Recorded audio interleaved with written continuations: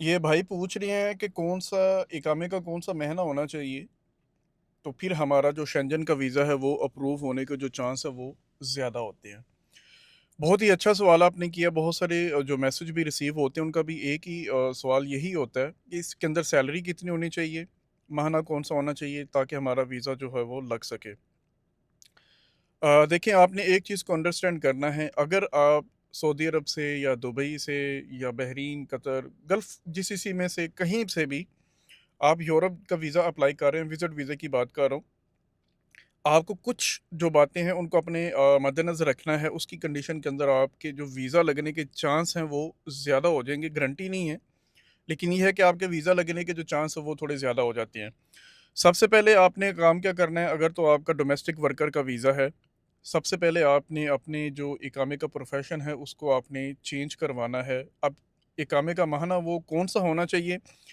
सबसे पहले हम बात कर लेते हैं, जैसा कि सेल्स के अंदर आ जाता है, सेल्स रिप्रेजेंटेटिव का है, उसके बाद मंदूब वगैरह का है। अकाउंट्स का तो नहीं कर सकते क्योंकि उसमें ऑलमोस्ट अभी सऊदीज़ेशन है। उसके अलावा आप मार्केटिंग स्पेशलिस्ट का कर सकते हैं। इस तरह के जो मतलब के प्रोफ़ेशन है उसके अंदर आप चेंज करवाएँ अपने महीने को।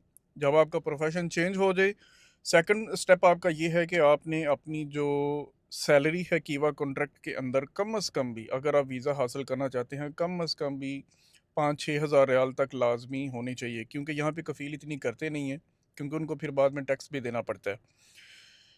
जब आपकी सैलरी भी चेंज हो जाए और कीवा कॉन्ट्रैक्ट के अंदर अपडेट हो जाए, फिर आपने 6 महीने तक वेट करना है।